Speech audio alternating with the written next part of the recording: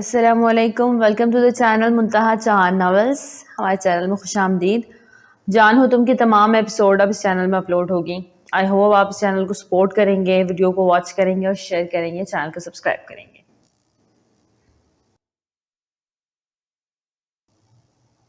ہانی ایک بہت بڑا قدم اٹھا چکی تھی۔ وہ کیب کراتی 11 بجے اس شخص کی بتائی ہوئی جگہ پہ پہنچ گئی۔ صرف مونس کی وجہ سے وہی قدم اٹھانے پہ مجبور ہوئی تھی کہ اپنی اور اپنے ہونے والے بچے کی جان کو وہ داؤ پہ لگانے جا رہی تھی تاکہ اس کی جاب کو مسئلہ نہ ہو۔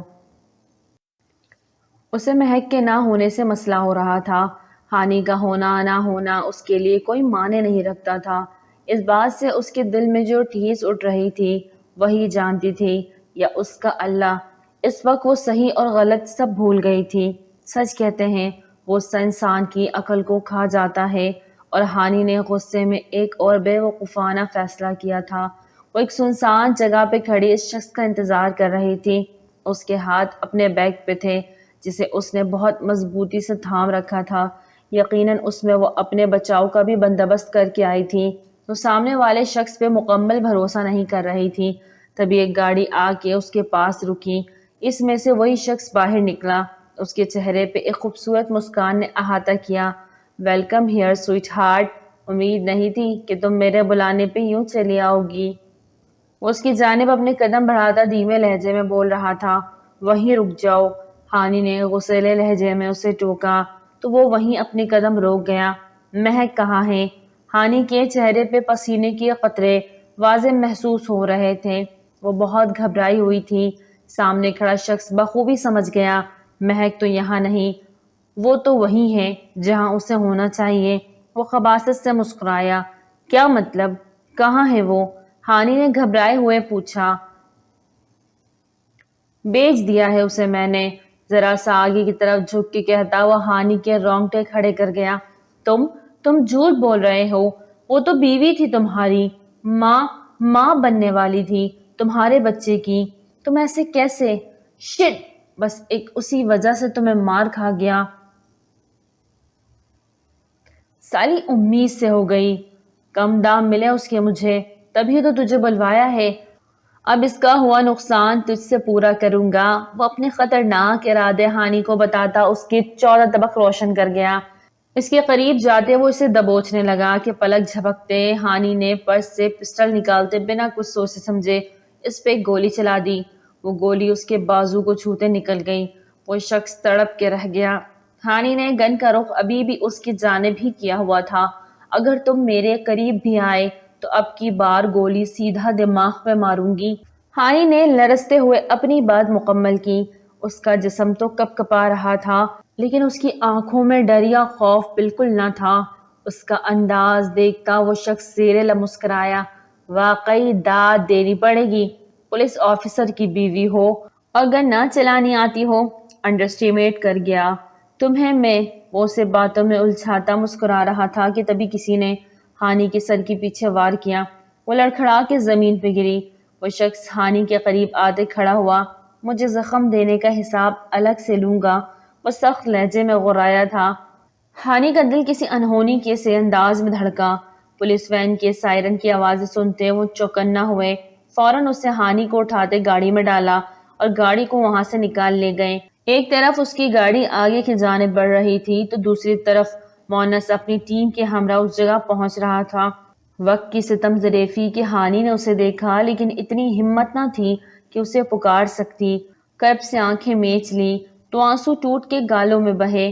دل ہی دل میں وہ اپنے مونس کو پکارتی، اپنے بچے کی سلامتی کی دعائیں مانگتی ہوش و حواس سے بیگانہ ہوتی چلے گئی۔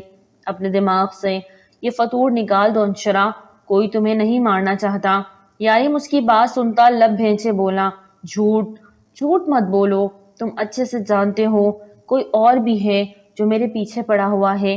وہ آنسو ضبط کرتی اس کے مقابل آتی چلائی۔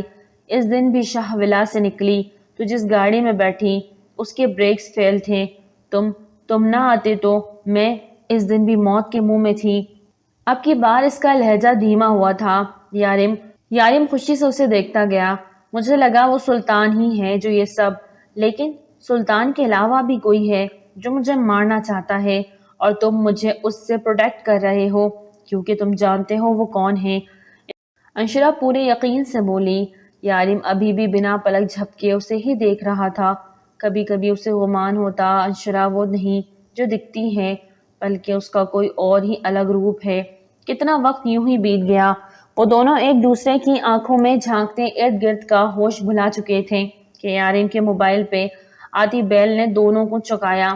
یارم نے ہاتھ میں پکڑے موبائل کو کان سے لگایا۔ سر وہ سنائپر پکڑا گیا ہے، دوسری جانب سے ہی الفاظ سننے کا تو وہ منظر تھا۔ میں آ رہا ہوں۔ کال کاٹتا وہ انشرا کی سوالیہ نظروں کو نظر انداز کرتا دوسرے کی جانب بڑھا کہ انشرا نے اس کا راستہ روکا۔ تم ایسے نہیں جا سکتے جب تک میرے سوالوں کا جواب۔ یارم نے اس کی بات مکمل ہونے سے پہلے ہی اسے دونوں بازوؤں سے جکڑتے دروازے کے ساتھ پن کیا۔ میں تمہارے کسی بھی سوال کا جواب دینے کا پابند نہیں، بہتر ہوگا مجھ سے وہ سوال مت کرو جن کا کوئی جواب نہیں۔ وہ سرد لہجے میں غراتے ہوئے بولا، تم مجھ سے کیوں چھپا رہے ہو؟ انشرا نے اپنے لب کاٹتے بے بسی سے بولی۔ جانتی تھی سامنے کھڑا شخص کتنا ضدی اور اڑیل تھا۔ اسے غصے سے ہینڈل کرنے کا مطلب تھا اپنے پاؤں پہ کلہاڑی مارنا۔ یارم نے اس کے لبوں کا پاؤٹ بناتے اس کے لب دانتوں سے آزاد کروائے۔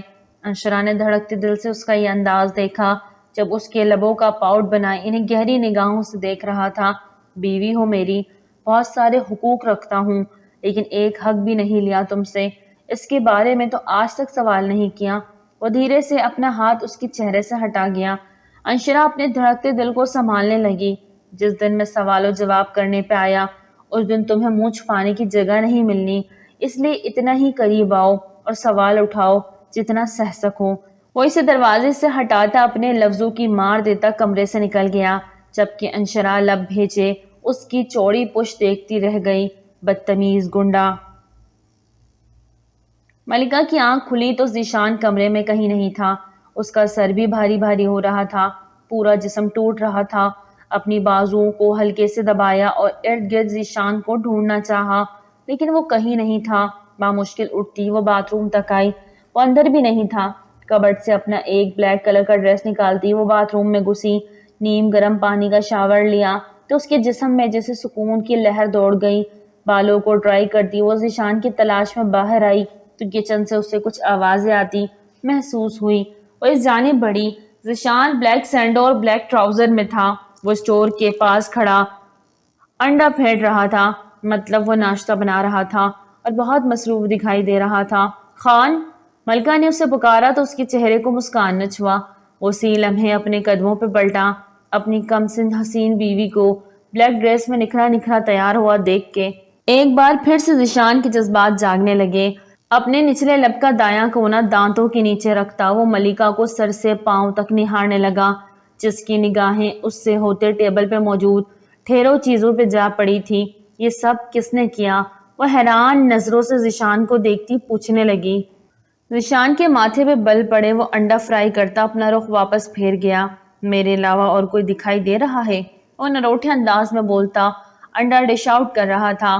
ملکہ خوشی سے ذیشان کے سینے سے جا لگی۔ ذیشان اپنی جگہ سیٹل ہو گیا۔ Thank you so much, you are the best husband in the world. پہلے پاپا تھے لیکن اب پاپا کا نمبر بھی کراس کر گئے ہیں۔ وہ بچوں کی طرح اس کو بولتی اس کی گال پہ اپنے لب رکھ گئی۔ ذیشان کے چہرے کو مسکان نہ چھوا، اسے اپنی باہوں میں بھرے وہ شدت سے اس کے لبوں کو چوم گیا۔ اب اس سے پہلے کہ ناشتے کی جگہ میں تمہیں کھا جاؤں فوراً بیٹھو۔ وہ اسے ایک چیئر گھسیٹ کے بٹھاتا خود بھی اس کے ساتھ بیٹھتا اسے ناشتہ سرو کرنے لگا۔ ملکہ اسے محبت پاش نظروں سے دیکھتی خود پہ رشک کرنے لگی۔ اب اسے دیکھتی رہو گی یا ناشتہ بھی کرو گی؟ اسے پیار بھری نظروں سے دیکھتا بولا تو وہ ناشتے کی طرف متوجہ ہو گئی۔ آپ نے آج مجھے ناشتہ بنا کے حیران کر دیا خان۔ وہ بریڈ انڈا لیتے خوشی سے چہک رہی تھی جبکہ ذیشان زیر لب مسکرایا۔ اس کی معصوم بیوی یہ تک نہیں جانتی تھی کہ یہ ذیشان نامی جن اس سے پھر سے چمٹنے والا ہے اور ملکہ کے اندر اتنا سٹیمنا تو ہونا چاہیے کہ اسے سہ سکے، پر فی الحال وہ اسے ایسی کوئی بات کر کے ٹینس نہیں کرنا چاہتا تھا، اس لیے خود بھی خاموشی سے ناشتہ کرنے لگا۔ ایس پی مونس خان آپ کو اس کیس سے ہٹایا جا رہا ہے۔ آج اسے اس کیس سے ہٹا دیا گیا تھا اور وجہ تھی اس کی بیوی جو شخص سے ملی تھی جس کو پولیس تلاش کر رہی تھی۔ اس کی تمام تصویریں جو وہ شخص سے ملی کمشنر صاحب تک پہنچ گئی تھی۔ وہ بالکل خاموش سا ہو گیا تھا، اس کے پاس کہنے کو کچھ بچا ہی نہ تھا۔ آج پہلی بار ہانی کی وجہ سے وہ شرمندہ ہوا تھا۔ ایس پی ذوحان کو اس کیس کا انچارج بنا دیا گیا، سب کچھ اس کے ہینڈ اوور کیا جا رہا تھا، اور ساتھ میں ایس پی مونس خان کو سسپینڈ کر دیا گیا تھا۔ وہ بھی شک کے دائرے میں آ چکا تھا۔ آپ کی بیوی اس شخص کے ساتھ ملی ہوئی ہے، مہک کی حفاظت کا ذمہ آپ نے خود لیا، اسے اپنے گھر رکھا، اور آپ کی بیوی نے کتنی چالاکی سے اس شخص کے ساتھ مل کے مہک کو اس کے حوالے کر دیا۔ آپ کو لگتا ہے یہ سب آپ کی بے خبری میں ہوا ہے؟ آپ بھی اس سب میں شامل ہو سکتے ہیں ایس پی مونس، اس لیے آپ کو سسپینڈ کیا جاتا ہے۔ آپ پہ انکوائری ٹیم بیٹھے گی، جب تک ساری سچائی کا علم نہیں ہو جاتا آپ شہر سے باہر نہیں جا سکتے، اور آپ کی بیوی اگر کوآپریٹ کر کے اس شخص کے بارے میں سب بتا دے اور مہک ڈھونڈنے میں ہماری مدد کرے تو ان کے لیے نرمی برتی جا سکتی ہے، ورنہ انہیں اریسٹ کیا جا سکتا ہے، اور تب میں کچھ بھی نہیں کر پاؤں گا۔ کمشنر کی باتیں مونس کے دماغ میں بری طرح بج رہی تھی۔ اسے اپنی بے خبری پہ انتہائی غصہ تھا۔ وہ شخص اس کی بیوی کو ٹریپ کرتا رہا اور اسے خبر ہی نہ ہوئی۔ وہ سر ہاتھوں پہ گرائے اپنے آفس میں بیٹھا تھا کہ اس کے پرائیویٹ نمبر پہ کال آئی۔ اس نے فوراً کال ریسیو کی۔ سر میڈم گھر سے نکلی ہے، وہ اپنی بیوی ہانی کی جاسوسی کروا رہا تھا۔ ٹھیک ہے، پیچھا کرو اور مجھے انفارم کرتے رہنا، میں نکل رہا ہوں۔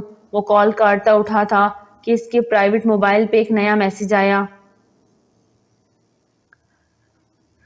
وہ اس میسج کو پڑھتا اپنی ڈائری پہ لکھ گیا۔ اسے بعد میں ڈی کوڈ کرنے کا سوچتا وہ اپنی جگہ سے اٹھتا باہر نکلا۔ اسے اس وقت اپنی بیوی کو بچانا تھا، اپنے ہونے والے بچے کو پروٹیکٹ کرنا تھا۔ شاید اگر وہ وقت پہ نہ پہنچ پاتا تو وہ ان دونوں کو کھو دیتا، اور پھر ایسا ہی ہوا، وہ وہاں نہیں پہنچ سکا، اور جب وہاں پہنچا ہانی وہاں موجود نہیں تھی۔ تمہیں اچھے سے پتا ہے تم نے اس لڑکی کو یہیں اتارا تھا؟ گاڑی والے سے جارحانہ انداز میں پوچھتا۔ وہ ارد گرد دیکھ رہا تھا، لیکن اسے ہانی کا کہیں بھی نام و نشان دکھائی نہ دیا۔ اس کا دل جیسے کسی نے آرے پہ رکھے چیر دیا۔ اس کی ہانی اس سے کھو گئی تھی۔ اسے خود پہ بے شمار غصہ آ رہا تھا۔ سر سب جگہ دیکھ لیا ہے، میڈم کہیں نہیں ہے۔ اس کی ٹیم نے اس کے سسپینڈ ہونے کے بعد بھی اس کا ساتھ نہیں چھوڑا تھا۔ وہ اپنے گھنے بالوں میں ہاتھ پھیرتا سخت الجھن اور پریشانی کا شکار تھا۔ اسی لمحے اس کے نمبر پہ ان نون نمبر سے کال آنے لگی۔ مونس نے فوراً کال پک کی۔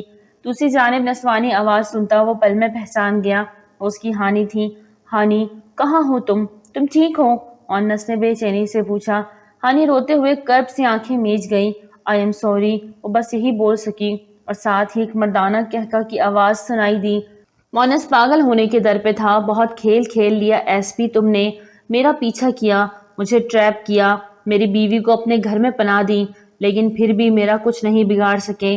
اب دیکھو ایس پی، تمہاری بیوی کے ساتھ میں کیا کیا کرتا ہوں، کیونکہ میں ایس پی جتنا شریف تو ہوں نہیں کہ کسی دوسرے کی بیوی کو اپنے پاس رکھوں اور اسے چھوؤں بھی نہ۔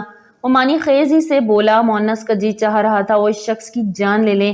خبردار، جو تم نے میری بیوی کو چھونے کی بھی کوشش کی، میں تجھے وہ موت دوں گا جس میں تیری روح تیرے جسم سے پرواز کرنا بھی بھول جائے گی، لیکن تیرا جسم اسے نہیں چھوڑے گا۔